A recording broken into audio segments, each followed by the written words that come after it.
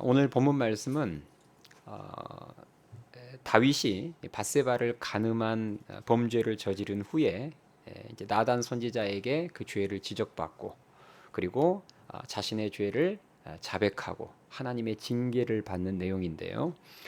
이 내용을 구체적으로 살펴보면서 우리가 믿는 하나님이 어떤 하나님이신지 좀 함께 살펴보도록 하겠습니다. 자, 오늘 본문에서 우리가 첫 번째로 만날 수 있는 하나님은 전지하신 하나님, 즉 모든 것을 다 아시는 하나님입니다. 자, 다윗이 밧세바를 간음하고 그 죄를 덮기 위해서 밧세바의 남편인 누구죠? 우리야. 이 우리야를 죽인 사건을 우리가 보면 다윗의 범죄가 얼마나 지능적인 범죄였는지를 알 수 있습니다. 한마디로 자신의 죄를 숨기는 완전 범죄를 꿈꾸는 거예요. 그래서 여러분, 예수님을 믿지 않는 사람들 중에 IQ가 좋으면 좋을수록 머리가 좋은 사람들이 훨씬 더 죄를 무서운 죄를 짓습니다. 다윗이 자신의 간음죄를 숨기기 위해서 어떤 방법 동원했죠? 전쟁을 하고 있던 밧세바의 남편인 우리야를 긴급히 왕궁으로 불러들였죠. 그래서 전쟁 중인 장군에게 아주 악한 의도가 들어있는 특별 휴가를 줍니다. 집에 가서 아내인 밧세바와 동침하게 함으로 말미암아 자신이 임신시킨 아이가 마치 누구 아이인 것처럼 우리아의 아이인 것처럼 위장하려고 했던 거예요. 그런데 충성스러운 이 부하인 우리아가 전쟁 중에 다른 동료들은 다 지금 피를 흘리며 전쟁하고 있는데 나만 그렇게 할 수 없다고 하면서 다윗의 호의를 끝까지 거절함으로 다윗의 계획이 무산돼 버렸죠. 그러자 다윗은 더 악한 계획을 세우는데요. 그 계획은 이제 우리아를 죽이는 것이었습니다. 그런데 자신이 직접 죽이지 않고 아주 교묘하게 간접적으로 죽였어요. 우리아를 일부러 전쟁터 최전방에 배치하도록 해서 암몬 군사들의 손에 죽게 만든 것입니다. 자, 이 계획은 다윗의 뜻대로 성공했을까요? 못했을까요? 성공했어요. 이 계획은 다윗의 뜻대로 성공했습니다. 그래서 우리아는 전쟁터에서 정말 죽고 밧세바는 과부가 되자 다윗은 자연스럽게 밧세바를 아내로 취하죠. 마치 과부가 된 불쌍한 부하의 아내를 자비로 거두어 주는 것처럼 그렇게 취했습니다. 아마 이스라엘 백성들은 다윗의 이런 지능적인 범죄를 전혀 눈치채지 못했을 거예요. 맞죠? 우리는 성경을 봐서 알지 그 시대 이스라엘 백성들이 다윗이 우리아를 그렇게 지능적으로 죽였다는 사실을 누가 알겠어요? 그냥 우리아 장군은 전방에서 적들과 싸우다가 죽었다고 생각했을 것이고,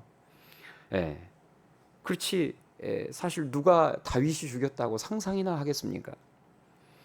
이렇게 다윗의 범죄는 그가 의도한 대로 완전 범죄가 될 뻔했지만 하나님까지 속일 수는 없었습니다. 왜냐하면 하나님께서는 우리의 마음까지도 다 알고 계시는 전지하신 하나님이시기 때문입니다. 그래서 하나님께서는 나단 선지자를 통해서 다윗의 죄를 이렇게 지적하셨어요. 자, 9절 말씀을 우리 한 목소리로 같이 읽겠습니다. 9절. 자, 하나님께서 다윗의 죄를 어떻게 지적하시는지 9절 함께 읽습니다. 시작. 그러한데 어찌하여 내가 여호와의 말씀을 업신여기고 나 보기에 악을 행하느냐? 내가 칼로 햇사람 우리아를 치되 암몬 자손의 칼로 죽이고 그의 아내를 빼앗아 내 아내로 삼았도다. 아멘. 자, 방금 읽은 9절에서 우리가 주목해서 봐야 될 대목이 어디냐면 네가 우리아를 치되 뭘로 죽이고 암몬 자손의 칼로 죽이고. 하나님께서는 다윗의 살인죄를 지적하시면서 다윗이 암몬 자손의 칼로 우리아를 죽였음을 정확하게 지금 말씀하셨어요. 이처럼 다윗의 지능적인 범죄가 하나님을 속일 수는 없었습니다. 하나님께서 다윗의 죄를 책망하시면서 연달아서 2번 반복해서 하신 말씀이 있는데요. 그 말씀이 뭐냐면 다윗이 하나님을 업신여겼다는 것입니다. 이 표현이 연달아서 2번 나옵니다. 9절에 보면 내가 여호와의 말씀을 업신여겼다 이렇게 나오고요. 그 다음 10절에도 보면 이제 내가 나를 업신여겼다 반복해서 나옵니다. 다윗의 범죄는 하나님께서 보시기에 하나님을 업신여기는 범죄였습니다. 업신여겼다는 말은 다윗이 전지하신 하나님을 백성들처럼 속일 수 있는 존재로 여겼다는 말이고, 하나님을 없는 존재로 취급했다는 말입니다. 완전 무시한 거예요. 그러나 하나님께서는 모든 것을 다 보고 계셨고 모든 것을 다 알고 계셨습니다. 다윗의 마음속 깊은 그 은밀하고 악한 생각까지도 하나님은 다 꿰뚫어 보고 계셨어요. 여러분, 그렇습니다. 우리가 믿는 하나님, 저와 여러분이 믿는 하나님은 모든 것을 다 아시는, 우리들의 마음과 그 은밀한 생각까지도, 그 의도까지도 다 아시는 전지하신 하나님이심을 믿으실 수 있게 바랍니다. 그래서 잠언 21장 2절 말씀에 보면 이런 말씀이 있어요. 사람의 행위가 자기 보기에는 모두 정직하여도 여호와는 마음을 감찰하시느니라. 아멘. 내가 내 겉모습만 보면 의로워 보일지 모르지만 하나님은 내 마음의 중심, 그 의도, 그 생각, 그것까지 다 감찰하신다는 거예요. 그래서 의인은 없나니 하나도 없는 겁니다. 그래서 우리는 절대로 하나님을 속일 수 있다 없다? 없어요.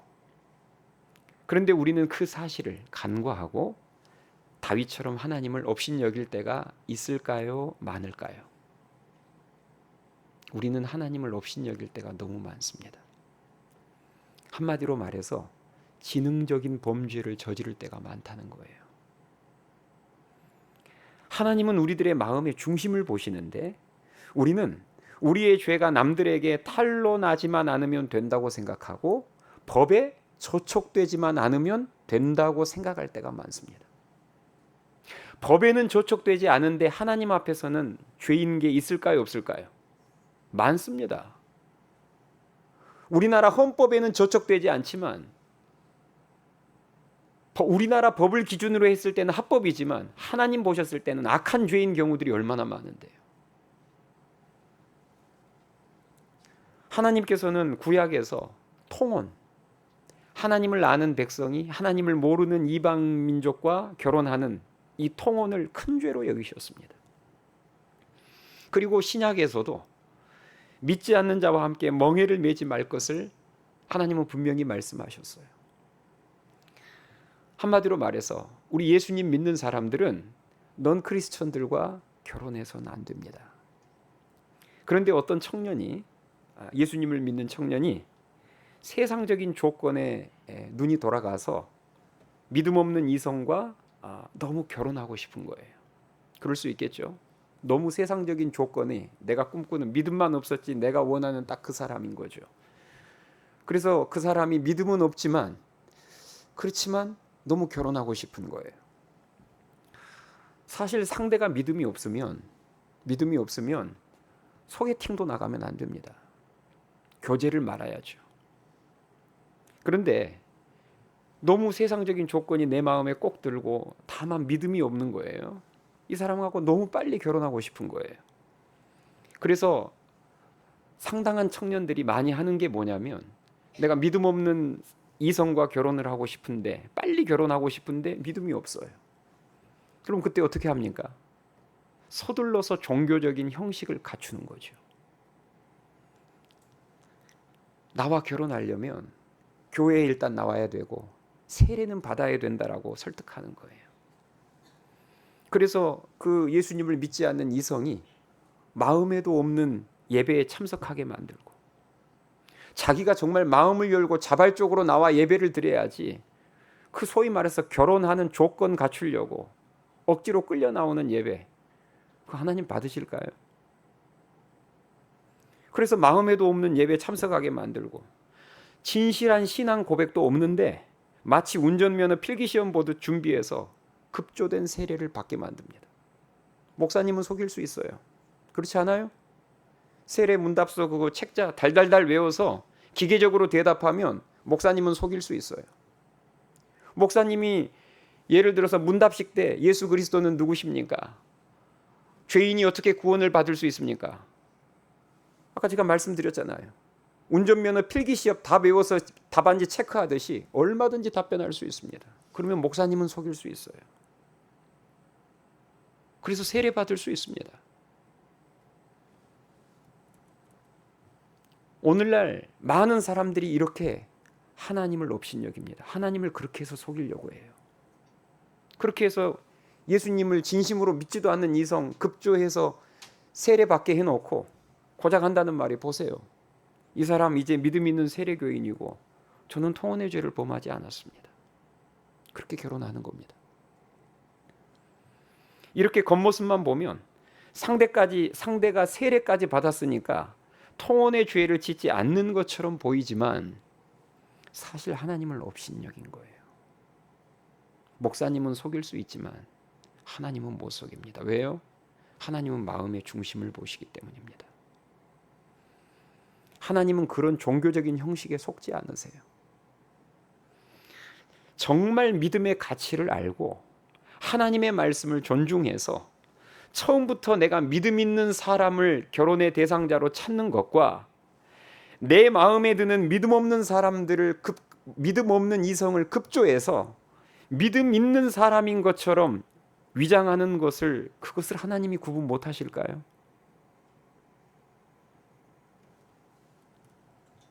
목사인 저도 감이 올 때가 많은데, 감이 올 때는 많지만 알면서 속을 수밖에 없는 게 목사입니다. 제가 문답식 할 때 예수님 누구십니까 했더니 기계적으로 대답을 다 잘했어요. 근데 거기다 대놓고 솔직히 말해, 화 있을진저, 제가 거기다 대놓고 심증은 있지만 거기서 대답을 꼬박꼬박 다 하면 목사는 어쩔 수 없어요. 네. 우리는요, 하나님을 업신여기는 경우들이 너무 많습니다. 결혼을 해서 배우자가 있는 성도가, 유부남 유부녀가 다른 이성과 직장에서 교회 내에서 썸을 타고 데이트를 하면서도 자신은 그 사람과 잠자리를 하지 않았다는 그 사실 하나만을 내세우면서 성적 순결을 주장한다면 그것도 하나님을 업신여기는 것입니다. 나는 저 사람과 잠자리를 한 적이 없다. 나는 떳떳하다. 나는 성적으로 순결하다. 이미 마음속으로는 데이트를 하고 있고 썸을 타고 있고 이미 마음속에서는 이미 뛰어넘었는데 단순히 잠자리 함께하지 않았다는 이유로 나는 순결하다고 말할 수 있습니까? 예수님 이런 말씀하셨잖아요. 음욕을 품고 여자를 보는 자마다 마음에 이미 뭐하였느니라? 간음하였느니라. 행동으로 옮기지 않았어도 마음으로 이미 음욕을 품었다면 하나님 보시기에 간음한 것과 다름없다는 것입니다. 우리가 이 시대에 법에 걸리지 않게 얼마든지 탈세할 수 있습니다. 무슨 말인지 알아요? 법에 저촉되지 않게 탈세할 수 있어요. 법에 걸리지 않게 교묘하게 공금 횡령할 수 있습니다. 또 티나지 않게 하나님께 마땅히 바쳐야 될 11조와 봉헌물을 떼어먹을 수 있습니다. 이런 것들이 사람에게는 들키지 않을 수 있지만 하나님을 속일 수는 없는 거예요. 우리가 지능적인 범죄를 하면 할수록 그것이 하나님을 업신여기는 정말 무서운 죄가 된다는 사실을 우리가 항상 기억하고 있어야 합니다. 바라기는 완전 범죄를 꿈꾸었던 다윗을 향해서 네가 나를 업신여겼다고 책망하신 그 전지하신 하나님이 나의 하나님이심을 깨달아 알아서 지금 내 삶에 하나님을 업신여기는 모습이 있다면 즉시 돌이켜 회개하실 수 있기를 주님의 이름으로 축원합니다. 우리가 오늘 본문을 통해서 두 번째로 만날 수 있는 하나님은 우리를 징계하시는 하나님이십니다. 나단 선지자가 다윗의 죄를 직접적으로 지적했을 때 다윗은 자신의 범죄를 겸손하게 시인합니다. 우리 그 장면 한번 볼까요? 오늘 본문 13절 말씀을 보겠습니다. 13절을 같이 읽겠습니다. 13절 시작.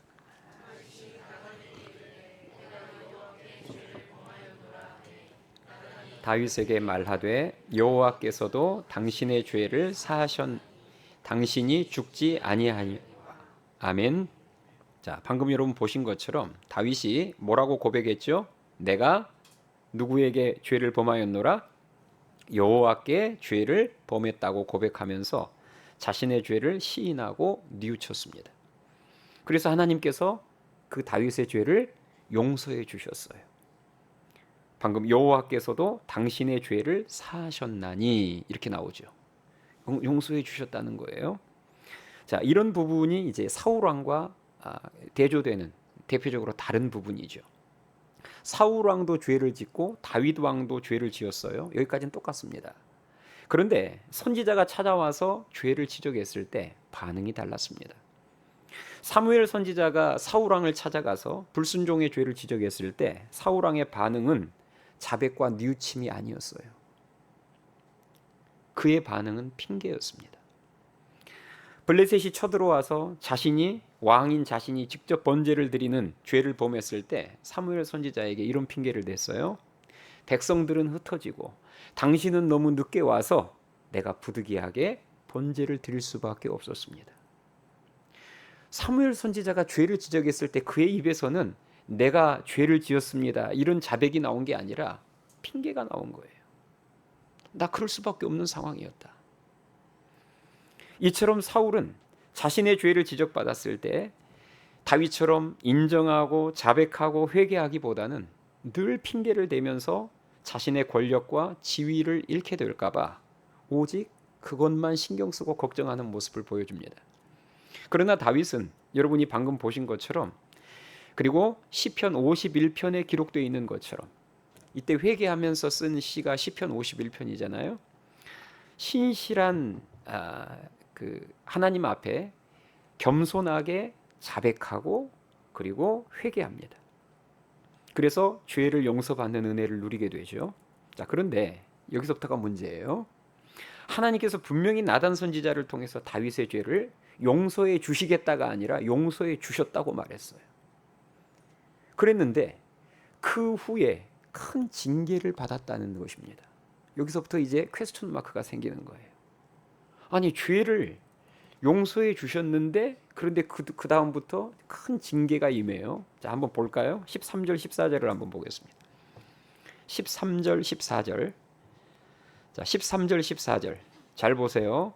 다윗이 나단에게 이르되 내가 여호와께 죄를 범하였노라 하매 나단이 다윗에게 말하되 여호와께서도 당신의 죄를 사하셨나니 당신이 죽지 아니하려니와 이 일로 말미암아 여호와의 원수가 크게 비방할 거리를 얻게 하였으니 당신이 낳은 아이가 반드시 뭐하리이다? 죽으리이다 하고 이렇게 나와 있죠. 자, 방금 여러분이 보신 것처럼 분명히 13절에서 다윗의 죄를 사해 주신다고 했는데, 사해 주셨다고 했는데 14절에서는 다윗의 범죄로 인해서 밧세바가 임신한 아이가 뭐 할 것이다? 그냥 죽을 것이다도 아니에요. 반드시 죽을 것이다 이렇게 말씀하셨고 그 말씀이 그대로 이루어집니다. 우리는 이런 모습을 보면 사실 하나님을 이해하기가 조금 힘들죠.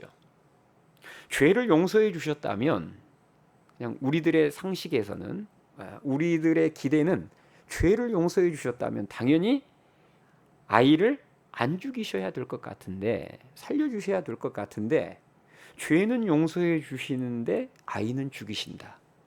여러분 어떠세요? 이것을 우리가 도대체 어떻게 이해하고 받아들여야 하나, 이런 생각이 얼마든지 들 수 있습니다. 하나님은 자신의 죄를 솔직히 인정하고 겸손하게 자백한 다윗의 죄를 은혜로 용서해 주셨습니다.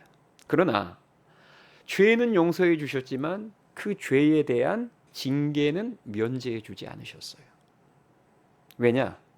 다윗을 향한 하나님의 목표는 지은 죄를 지워주시는 정도가 아니라 다시는 다윗이 그런 죄를 짓지 않도록 회개시키는 것이었기 때문입니다. 하나님께서는요, 어디를 쳐야 부모가 가장 애통해하며 회개하는지를 하나님은 잘 알고 계십니다. 그게 자녀예요. 그 엄청난 죄를 짓고도 뻔뻔스러웠던 그 다윗을 회개시키기 위해서 어디를 쳐야 다윗이 눈물로 무릎 꿇고 하나님 앞에 기도할지를 하나님 알고 계셨습니다. 그래서 자식을 치셨어요. 만일 하나님께서 자, 한번 가정해 봅시다. 하나님께서 우리가 죄를 짓고 죄를 자백할 때마다 쉽게 용서만 해주시고 삶에 그 어떤 고난이라는 징계를 허락하지 않으신다면, 무슨 말인지 아시겠죠? 우리가 죄를 짓고 하나님 앞에 자백하면 그때마다 자백할 때마다 용서만 바로바로 해주시고 그 어떤 징계도 내리지 않으신다면, 그 어떤 고난도 허락하지 않으신다면 우리 신앙 어떻게 될 것 같습니까? 진정한 회개가 있을 것 같아요? 없을 것 같아요? 신앙의 성장이 있을 것 같아요? 없을 것 같아요? 성장하기 어려울 거예요. 진정한 회개가 있기 어려울 것입니다. 자백만 하면 다 용서해 주시고 아무런 징계도 없다면 항상 범죄와 자복만 반복하고 있겠죠. 죄 짓고 자복하고 죄 짓고 자복하고 죄 짓고 자복하고 항상 그러고만 있겠죠. 다시는 그 죄를 짓지 않는 진정한 회개의 자리까지 나아가기는 어려울 겁니다. 징계가 없다면, 용서만 있고 징계가 없다면. 그래서 하나님께서는 당신이 사랑하시는 자녀들의 회개와 신앙의 성장을 위해서 징계하십니다. 우리 삶 가운데 고난을 허락하세요. 히브리서 12장 6절에 보니까 이런 말씀이 있습니다. 주께서 그 사랑하시는 자를 징계하시고 그가 받아들이시는 아들마다 채찍질 하심이라 하였으니. 아멘이 되십니까? 누구를 징계하신다고요? 하나님께서 사랑하시는 자를. 시편 119편 71절 보니까 고난당한 것이 내게 유익이라 이로 말미암아 내가 주의 율례들을 배우게 되었나이다. 고난을 통해서 우리를 연단하시고 다듬으시고 정결케 하시고, 하나님께서는 겸손하게 자신의 죄를 인정하고 자백한 다윗의 죄를 은혜로 용서해 주셨지만 다윗을 사랑하기 때문에 징계는 면제해 주지 않으셨습니다. 다윗은 자녀의 죽음을 통해서 죄가 얼마나 무서운 결과를 가져오는지를 평생 잊지 않았을 거예요. 그렇죠? 그 자녀의 죽음으로 말미암아 죄가 얼마나 무서운 결과를 가져오는지를 평생 잊지 않았을 것이고, 그 고난을 통한 신앙의 레슨이 다윗을 거룩의 자리로 인도했습니다. 여러분, 죄사함의 은혜만 귀한 은혜가 아닙니다.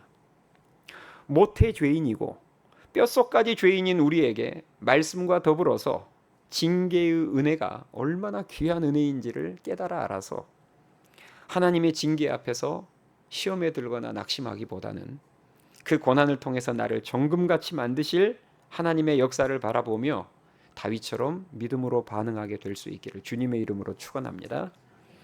자, 우리가 본문 말씀을 통해서 마지막으로 세 번째로 만날 수 있는 하나님은 우리를 위로하시는 하나님이십니다. 자, 나단 선지자가 하나님의 징계를 선포하고 돌아갔어요. 이제 하나님의 징계를 선포하고 돌아가자 정말 밧세바가 낳은 아이가 심하게 아프기 시작합니다. 자, 15절 말씀 한번 볼까요? 자, 15절 같이 읽겠습니다. 15절 시작. 나단이 자기 집으로 돌아가니라. 우리아의 아내가 다윗에게 낳은 아이를 여호와께서 치심에 심히 앓는지라. 아멘. 자, 어떤 상황인지 아시겠죠? 자, 나단 선지자가 돌아가자마자 아이가, 그 갓난 아이가 심하게 아프기 시작한 거예요. 이때 다윗이 어떻게 반응해야죠? 다윗은 사실 이미 알고 있었어요, 없었어요? 이미 알고 있었어요. 아이가 병들어서 죽게 될 것을 사실 심히 아프기 시작하기 전부터 알고 있었습니다. 그런데 진짜 아이가 심하게 아프기 시작했을 때, 나단 선지자의 예언처럼 아프기 시작했을 때 다윗이 어떻게 반응해야죠? 여러분 같으면 어떻게 반응하겠습니까? 이미 내가 다 알고 있었던 일들이 이제 펼쳐지는 거예요. 어차피 하나님께서 정하신 뜻이고 하나님이 정하신 징계이니 반드시 죽인다고 했으니 그냥 아이가 죽기까지 옆에서 지켜만 보고 있어야 될까요? 오늘 본문에 나오는 다윗의 반응을 한번 보겠습니다. 오늘 본문 16절 17절 다윗이 어떻게 반응하는지 한번 봅시다. 16절 17절 함께 읽습니다. 시작. 다윗이 그 아이를 위하여 하나님께 간구하되 다윗이 금식하고 안에 들어가서 밤새도록 땅에 엎드렸으니 그 집의 늙은 자들이 그 곁에 서서 다윗을 땅에서 일으키려 하되 왕이 듣지 아니하고 그들과 더불어 먹지도 아니하더라. 아멘. 방금 여러분 보신 것처럼 다윗은 이미 하나님의 뜻임을 알고 있었음에도 불구하고 병든 아이를 위해서 뭐하죠? 금식하며 철야 기도를 하는 모습을 보여줍니다. 그리고 우리는 이 결과를 잘 알고 있어요. 다윗이 금식기도 철야기도 한 결과를 우리는 알고 있습니다. 그 어떤 반전의 역사 없이 아이는 그대로 죽습니다.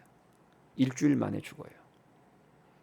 자, 그렇다면 다윗의 금식기도와 철야기도는 헛된 것이었을까요? 어떻게 생각하세요? 다윗이 그러면 일주일 동안 그 철야기도하고 눈물로 금식하면서 기도한 것은 그럼 헛된 것이었을까요? 왜 다윗은 아이가 죽을 줄 알았으면서도 그렇게 간절히 기도를 했을까요? 이게 중요한 질문입니다. 아이가 죽을 것을 알면서도 왜 다윗이 그토록 간절히 기도했을까요? 이유는 크게 두 가지입니다. 첫 번째, 하나님의 성품을 알고 있었기 때문입니다. 하나님께서는 인자하시고 죄인을 긍휼히 여기시는 하나님이심을 알고 있었기 때문에 다윗은 혹시 하나님께서 긍휼을 베풀어 주시지 않을까 싶어서 그렇게 간절히 기도했던 것입니다. 하나님이 어떤 분인지를 모르면 처음부터 자포자기하죠. 그런데 하나님이 어떤 분이신지를 아니까 이분은 인자하시고 죄인들에게도 긍휼을 베풀어 주시는 분이심을 아니까 기도로 도전했던 거예요. 그 하나님의 성품을 붙들고. 두 번째, 징계를 통해서 하나님께서 나에게 뭘 요구하시는지를 다윗이 알았기 때문입니다. 그래서 간절히 기도로 반응한 거예요.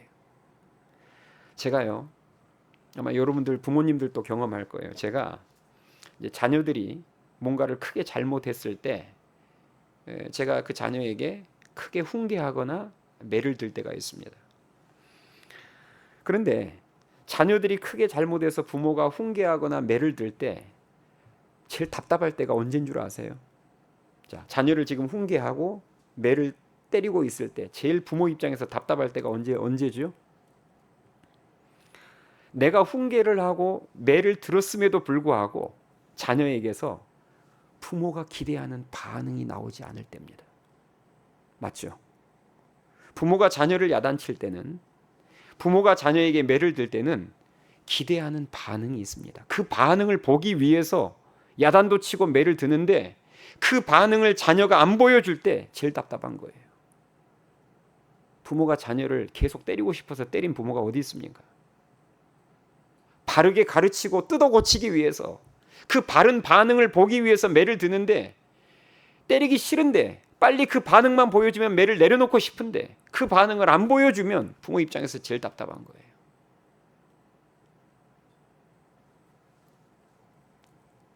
부모가 기대하는 모습이 뭐예요? 자녀들에게 매를 들었을 때 자기의 잘못을 뭐하는 모습?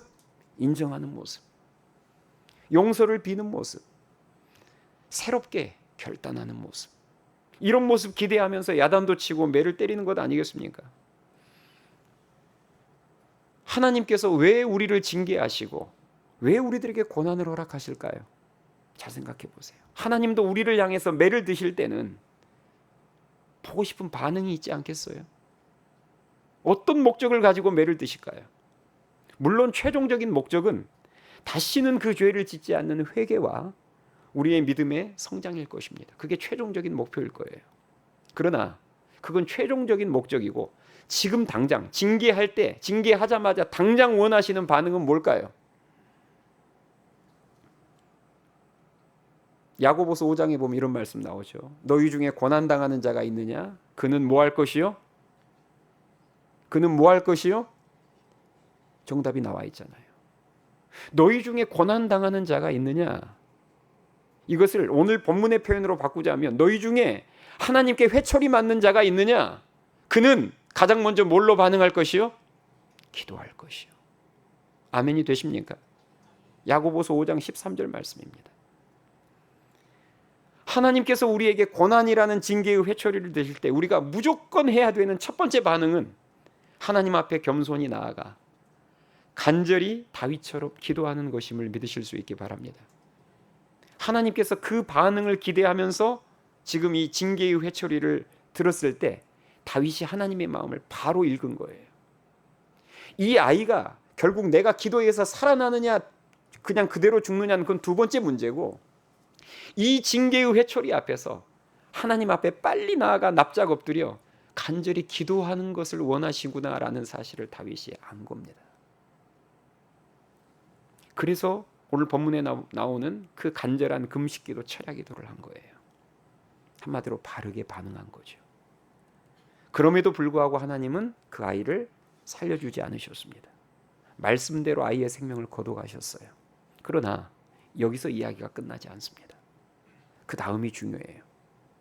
하나님께서는 다윗의 범죄로 인해서 가장 큰 아픔을 경험했을 사람, 누굴까요? 다윗의 범죄로 인한 가장 큰 피해자, 가장 큰 슬픔을 당한 사람이 누굴까요? 밧세바입니다. 밧세바는 엄밀히 말하면 공범이 아니에요. 피해자입니다. 왕에게 순결을 빼앗기고 사랑하는 남편도 하루아침에 잃고 거기에다가 낳은 아이까지 일주일 만에 병들어 죽었습니다. 그러니 얼마나 밧세바의 마음이 슬픔으로 가득했을까요?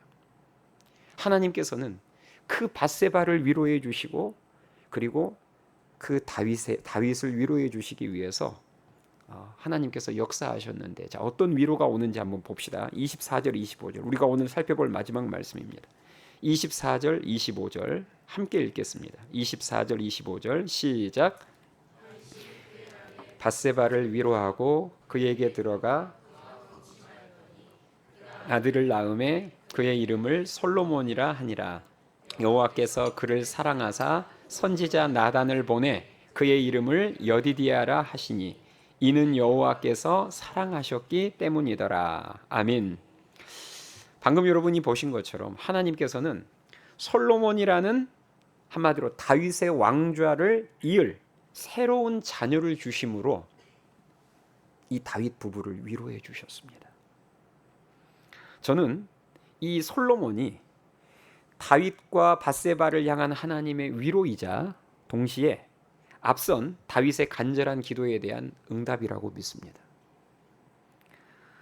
징계 앞에서 납작 엎드려서 간절히 금식기도 철야기도를 했을 때 하나님께서는 그 아픈 아이를 살려주심으로 응답해 주신 게 아니라 새로운 아이를 주심으로 응답해 주셨습니다. 여러분, 그렇습니다. 우리가 하나님의 징계 앞에서 다윗처럼 바르게 반응하면 하나님께서는 반드시 아픔보다 더 큰 위로를 주시고 그 징계 가운데 했던 기도에 대해 놀라운 응답을 주심을 믿으실 수 있기 바랍니다. 저는 이것을 코로나 유행 때 크게 경험했습니다. 2020년 3월부터 코로나가 유행하기 시작했을 때 제가 여러분들에게 그 코로나 1차 유행 때부터 코로나 유행 끝날 때까지 여러분들에게 일관되게 외쳤습니다. 뭐라고 외쳤죠? 이 역대급 전염병은 단순한 자연현상이 아니라 우리를 향한 하나님의 뭐다? 여러분들도 숱하게 많이 들어서 알죠. 제가 1차 유행이 시작되자마자부터 이 말을 주구장창 여러분들에게 외쳤습니다. 이건 절대 단순한 자연현상 아닙니다. 이것은 우리를 향한, 우리의 죄를 향한 하나님의 징계입니다. 그렇기 때문에 우리는 코로나가 유행하기 전보다 더 많이 하나님께 간절히 기도하며 회개해야 됩니다. 그것만이 우리가 살 길입니다. 이렇게 여러분들에게 외치면서 없었던 기도회를 만들어서 코로나가 유행하기 이전보다도 더 많이 기도하려고 몸부림쳤고, 그리고 사회적 거리두기가 법제화되기 전까지 현장 예배를 끝까지 고수하면서 하나님 앞에 더 진실하게 예배드리려고 흉내라도 냈었고, 그리고 그 코로나 첫 해 때 여름 수련회까지 했습니다. 왜냐하면 그 모습이 징계 가운데 하나님께서 우리들에게 기대하시고 원하시는 반응임을 저는 그렇게 알고 믿었기 때문입니다. 하나님의 징계 앞에서 그렇게 몸부림을 치면서 최선을 다하자 하나님께서는 그 코로나 유행 기간에 큰 위로를 주셨어요. 그리고 응답해 주셨습니다. 그 위로와 응답이 여러분이 이미 잘 알고 있는 것처럼 우리 성도들이 코로나가 한창 유행할 때 6,000시간을 작정해서 기도했어요. 그게 저에게는 큰 위로이자 응답이었습니다. 그 6,000시간 작전 기도를 통해서 드디어 새 본당을 얻게 된 것입니다. 피도 한 푼 없이. 코로나라는 징계 가운데 모든 교회가 이런 위로와 응답의 역사를 경험한 게 아닙니다.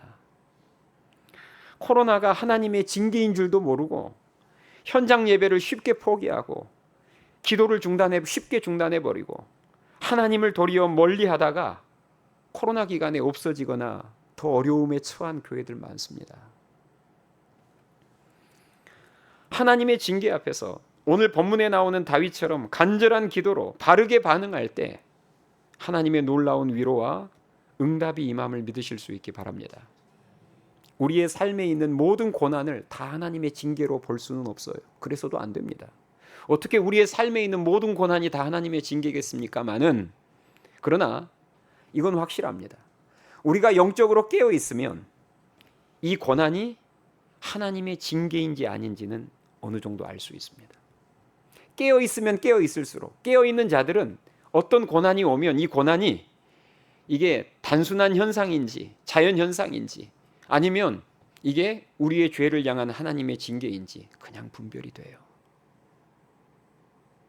근데 깨어 있지 못하면 알지를 못합니다.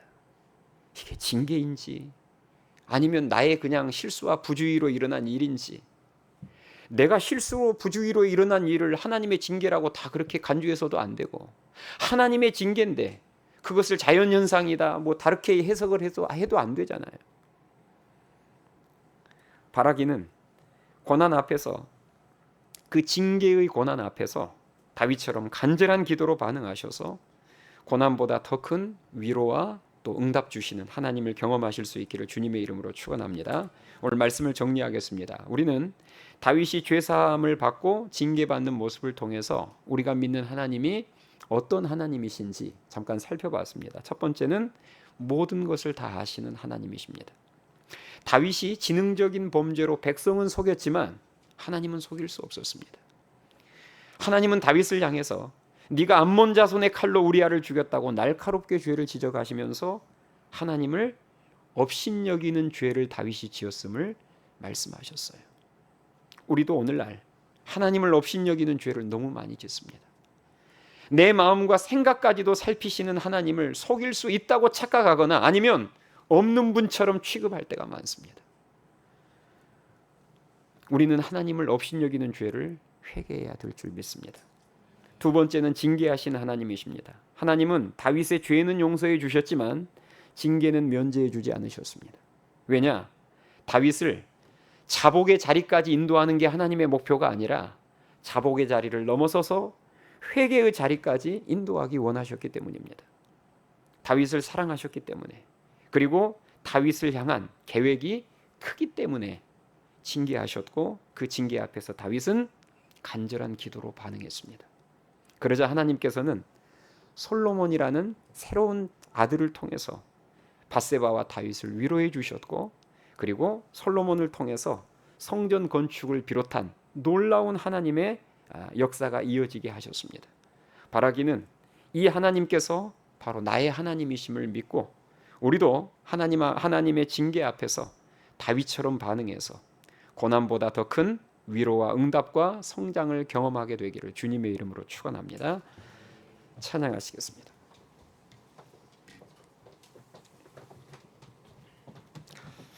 우리 오늘 주신 말씀을 생각하면서 찬양할 때요, 다윗을, 오늘 본문에 나오는 다윗을 생각하면서 우리 찬양을 한번 부릅시다. 믿음이 참 좋았던 다윗이었지만 하루아침에 그 믿음은 무너져 버렸습니다. 처참하게 무너졌습니다. 그리고 하나님께서는 그 다윗을 사랑하시기 때문에 고난을 허락하셨어요. 고난을 통해서 죄는 용서해 주셨지만 그 고난을 통해서 다윗을 연단하시고 만들어 가셨습니다. 그리고 하나님께서는 그 고난 가운데 그 고난보다 더 큰 위로와 응답을 주셨어요. 우리 그 놀라우신 하나님이 바로 나의 하나님임을 이 찬양을 통해서 함께 고백하시겠습니다.